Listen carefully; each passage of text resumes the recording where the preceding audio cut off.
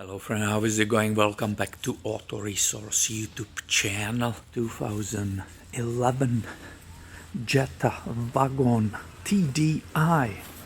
This is it right here. And I purchased her recently, driven her only a few times.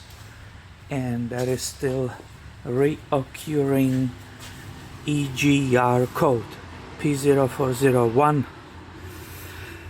What I filmed is behind the engine down there. I filmed on this channel one of the most common items which could cause this, and that's that EGR low pressure filter pipe. I cleaned that.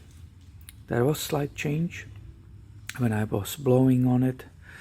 The resistance of the pipe changed. However, that didn't fix the problem. Another problem, or it could be, will be the EGR valve itself. Another part, which it could be, is the EGR pressure sensor, which you can see right there. It's original Volkswagen, if you look at it.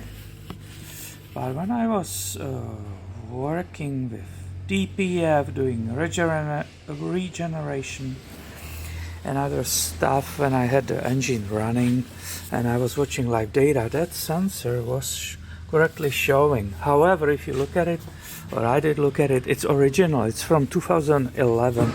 Maybe I should change it anyway. In this video, I would like to focus on,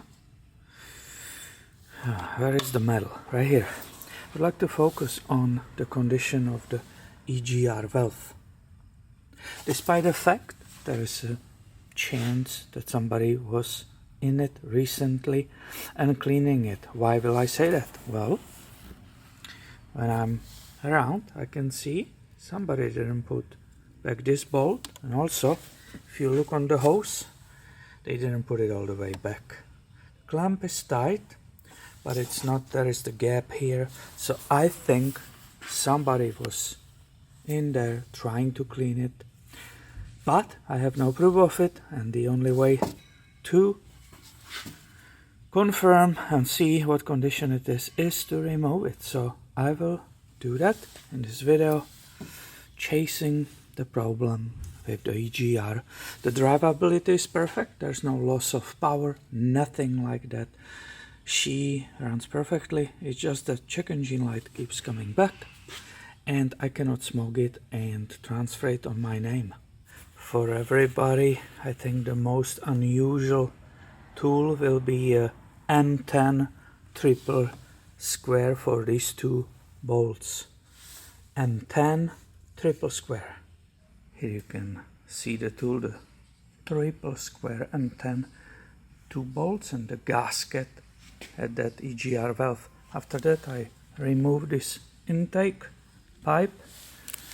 You could leave it there, but I want to clean it inside. There is a gunk in it. So that was the next step. To continue, you will need a Torx T30. Easy one is right here. There's another one right there, and there is a supporting bracket underneath that whole thing, and there's another T30. These are the 3 bolts. Torx T30, the bottom one through the bracket, it's super long. There was one more bolt. I will show you where it was, and I will be done removing this. I'm stuck on the wire, but that's okay.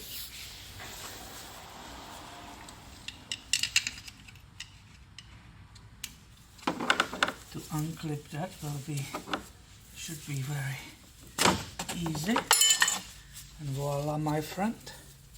Here is the whole unit, and I think we will be happy that I have removed it, because it's absolutely nasty inside.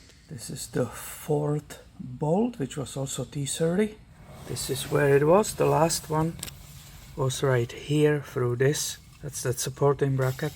This was the 3rd one. Oh, can you see it? Yeah, it was the 3rd, 4th. So we are out. This pipe you cannot overlook, obviously. This bulb has a carbon in it, but I don't think it's plugged. So here is the whole unit as I just remove that. This EGR is nasty. We will look at it. I will take it apart. There's no reason that the throttle body is staying with that EGR. So I will remove this last Torx 30. So we can separate it. Last bolt. There is a rubber gasket right here. You can see the orange color, I believe. Is it correct? Yeah, you can see it. I can also clean the throttle body with throttle body cleaning spray. But let's focus on the EGR because this is a nasty fella. Look how dirty it is. So this is where the pipe is coming, which runs around the engine and it brings the EGR here. And this, what do you see? That's the junk. It's EGR valve itself, and that's the junk which we are letting, or EGR system is letting back in the engine. So it's worse than I thought. Not sure if the valve works or not. It definitely needs a thorough cleaning. Will you not agree?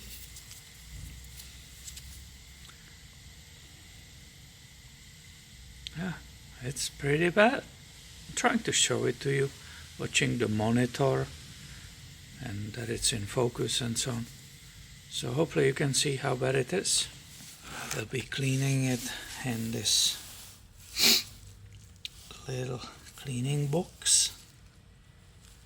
I want to remove the rubber gasket.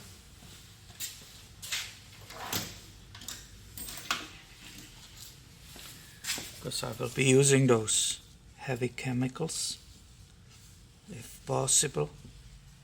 I don't want this to go bad, to swell. It's still pretty pliable. Didn't break, it's not rubbery, so this is good. And let's see, look at it.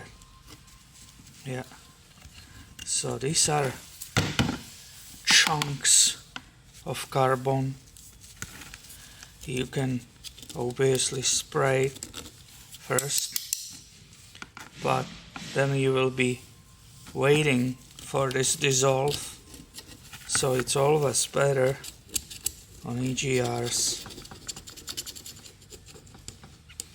to scrape the big chunks first, get rid of them, and then use the spray. Yeah. Yep. It's pretty nasty. Mostly you are concerned about that area where the flap opens, which is this area, right? So you have to make sure there's no blockage from here. It's not sticking. And also here, that motor, which is right here, has no problem opening and closing this unit. Now I remove the big chunks with a screwdriver. I want to clean up the valve. I will be using this CRC intake valve and turbo cleaner. I will be not spraying it here on the contacts. I will just stay around here, here, and here. I want to soak it. Look, the stuff which is coming immediately off. That's why I said it's good to... It's already cleaning it. I don't know if you see the shining metal. You probably do. Because we did the pre-cleanup. It's coming nicely off. I will let it soak. Look at it, horror. The horror. which is in the pan. Meanwhile, I will go and clean the throttle body with this CRC. I will help myself with use of metal brushes. I'm not hitting some electronics or anything, so I will not damage anything. And I will just keep working it. And let me present you results. That's the incoming area. Hopefully you can see it perfectly clean. This is clean to my satisfaction. Obviously what is important is the shaft in the middle coming towards to this valve to make sure that that can move. The motor can move it and the whole valve is operational. I carefully moved the valve this way, away from the motor. I heard the gears moving. It was opening and closing, so this will be enough for me. I don't need it brand new looking. I will be okay with this. I will put it all back together. So I've put everything back as it was. I even didn't forget this bolt to hold a dipstick. She's ready to be driven again. We will see if it makes any difference. I will report to you, however, the last 2 times I drove her, the code was for this sensor. It was together with the EGR, so there may be more problems, but I will let you know if there was any improvement after cleaning this EGR. And this is the first time since I purchased this 2011 Jetta. First time ever when I driven her multiple cycles and she has no codes. This never happened before. Since the purchase I will drive one driving cycle, and on the very next one, on the second one already, it will trigger the EGR warning light, and then sometimes also the pressure sensor. I drove her yesterday, I drove her today 3 times, that's 4 cycles, and I know the monitors are not done, they're all flashing, well, almost all of them, but there is a change. And it's not having check engine light. I take it, I love it, and I will keep working on her and keep you posting with those videos. Thank you for watching. Make sure you are subscribed. I have way more videos coming your way soon. I will catch you later, my friend.